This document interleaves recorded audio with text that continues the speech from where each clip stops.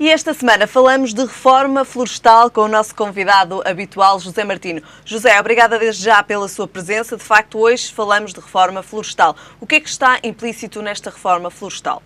A reforma florestal é um pacote legislativo, portanto, criado pelo Governo, para dar resposta, em primeiro lugar, aos fogos, à grande incidência de fogos do ano passado e, portanto, no fundo, criar aqui uma estrutura legislativa que possa controlar quer a incidência dos fogos, quer também a rentabilidade da floresta.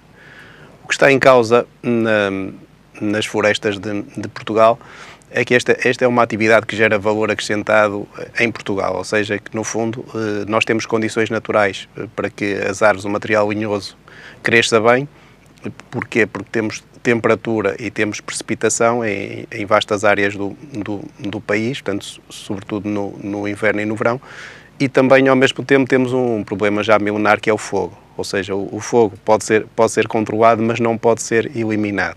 Portanto, esta reforma florestal elenca a questão do combate, portanto, o torna mais racional e identifica quais são as entidades a quem compete combater e a quem compete prevenir. Cria também um banco de terras, portanto, no fundo, as terras do Estado e as terras sem dono serão colocadas nesse banco junto com um fundo, portanto, que irão alimentar a alteração da estrutura florestal. E tem também outras medidas, como o fogo controlado, o cadastro simplificado, a integração dos planos de gestão florestal nos planos regionais de ordenamento florestal, nos planos diretores municipais e por aí fora. Portanto, a grande questão que nós temos nas florestas de Portugal é que temos uma elevada massa combustível e, portanto, a probabilidade de haver incêndios é muito elevada. Portanto, e aí isso é preciso controlar. E todos os anos nos debatemos precisamente com esse problema, o problema dos incêndios florestais. Sim, e isso temos todos os anos. Pronto, o problema é que tem uma incidência muito grande, depende sobretudo do clima, porque a massa combustível é elevada. Portanto, ela tem que ser reduzida, em primeiro lugar, por ordenamento, ou seja, temos que ter culturas, portanto, temos que ter áreas resinosas, mas também áreas folhosas, portanto, isso passa por ordenamento, portanto, que é uma questão de fundo, passa também pelo controle da massa combustível, seja pelo fogo controlado no inverno, portanto, em que se faz arder essa massa combustível, sobretudo ao nível dos matos, mas com uma temperatura é mais baixa, portanto, tem menor incidência sobre as raízes das árvores. Pode também ser controlada via os pequenos ou grandes ruminantes, portanto, a questão pastoril, portanto, que também tem que ser elencada. Claro que isto decorre de se terem tornado obsoletos os principais sistemas de produção, ou seja, que eram assentes em mão de obra barata, em mão de obra disponível, portanto, e que há cerca de 30 anos, portanto, foi completamente alterado e, portanto, hoje não há mão de obra, portanto, e não é económico cuidar da floresta. Portanto, aqui, o que o Governo está a tentar fazer, e bem, é no fundo, criar um edifício jurídico que permita que a floresta possa ser acompanhada de outra maneira. Na minha perspectiva, esta proposta tem um risco, é que são precisos meios humanos e financeiros para se gerir a reforma. O que é o risco? Esses meios necessários? O risco é que, portanto, foram elencadas as medidas legislativas a tomar, mas não foram indicados os respectivos meios, quer financeiros, quer humanos, e, portanto, para mim, se essas medidas não forem tramitadas em tempo útil, não houver capacidade de resposta, sobretudo do Instituto Nacional de Conservação da Natureza, automaticamente vamos continuar na senda do que estamos. José, há pouco falou no banco de terras. De que forma é que vai ajudar, de facto, nesta reforma florestal e também na prevenção dos incêndios? É preciso, portanto, cuidar da floresta. E para se cuidar da floresta, ela tem que ser económica. Ou seja, estamos a falar de explorações que devem ter, na minha perspectiva, no mínimo 200 a 300 hectares por exploração. Portanto, a área é muito menor, estamos a falar em milhares de microprodutores e aqui é necessário agregar esta gestão. Isso pode ser feito via o banco de terras, portanto, no fundo, aumentar a área por exploração. por exploração do ponto de vista da propriedade, ou pode também ser na própria exploração, portanto, que são as chamadas zonas de intervenção florestal, que no fundo é uma forma associativa de gerir essas parcelas que pertencem a centenas ou a milhares de proprietários. Portanto, aqui o que está em causa e o que é importante é, uma coisa é a propriedade, portanto, que na minha perspectiva não é afetada, portanto, quem é proprietário, o que terá de ser alterado é quem explora.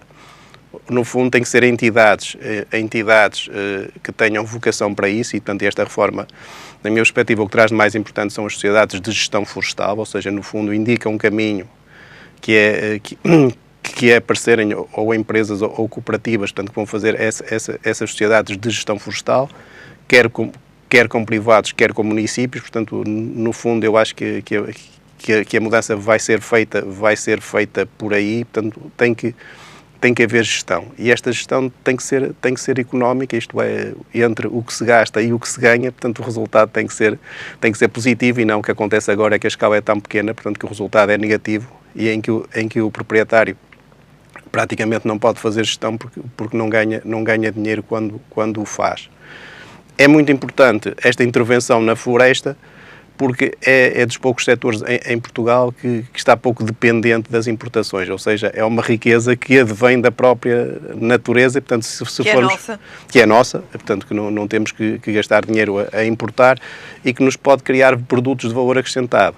Claro que aqui há outras questões que se levantam, nomeadamente a questão da valorização dos produtos da floresta, e, portanto, na minha perspectiva, também é necessária a intervenção do Governo, regulando sobretudo o preço do eucalipto. Parece-me que nesta altura a indústria, como está muito concentrada, está a impor preços aos produtores que são muito baixos, que são mais baixos do que deveriam ser na realidade, e, portanto, o que está a acontecer é que estas indústrias compram barato em Portugal e importam mais caro, mas acabam por este barato que compram cá dentro, portanto, terem um preço de matéria-prima que lhes é muito competitivo e favorável, portanto, e que deveria o Governo investir, portanto, intervir nessa área, fixando o preço de compra à produção. Na minha perspectiva, mais importante que a questão que extravasa da reforma, que é a questão do controle das plantações de eucalipto. João, de facto, José, peço desculpa, de facto esta é uma questão e é também um tema que ainda precisa de muito desenvolvimento, também aqui uma aposta forte neste setor da floresta. Sim, precisamos dessa aposta, sim, José. Estamos a falar de uma área de atividade que demora 20 a 30 anos para se verem resultados. Portanto, são atividades do longo prazo, as árvores crescem lentamente no tempo e, portanto, hoje temos que tomar medidas de uma forma contínua e sistemática para que se possa termos bons resultados daqui a 20 ou 30 anos. E, portanto, é preciso começar, ontem já era tarde, e é preciso ir corrigindo o que está errado, porque o que não pode acontecer é o que temos verificado nas estatísticas, é que todos os anos desce a superfície florestal e aumenta a área de matos. E, portanto, no fundo, estamos a aumentar superfícies de incultos ou improdutivos do ponto de vista económico, e que é preciso pôr mão nisso, porque a floresta é uma riqueza que dá valor acrescentado e traz valor para todos os portugueses. Uma última questão, falamos então da reforma florestal, já que o dissemos no início deste nosso comentário. Quais são os pontos positivos e os pontos negativos desta reforma florestal? Os pontos positivos é mostrar à sociedade a importância da floresta e no fundo, também criar um conjunto de regras que podem ordenar o funcionamento do edifício que apoia a floresta. Os pontos negativos, na minha perspectiva, é a falta de meios financeiros ou falta de orçamento que existirão para implementar esta reforma. De facto, é uma reforma, podemos dizê-lo, financeiramente dispendiosa. Quanto a isso, temos de analisar a longo prazo, porque como é uma atividade que gera valor positivo para a economia de Portugal, não me parece que seja dispendioso. O dispendioso é entre aspas, porque para mim é uma prioridade e as prioridades nunca são caras. José, muito obrigada. Voltamos Bom a dia. ver-nos na próxima semana. Aproveito para lhe desejar uma boa semana. Obrigado.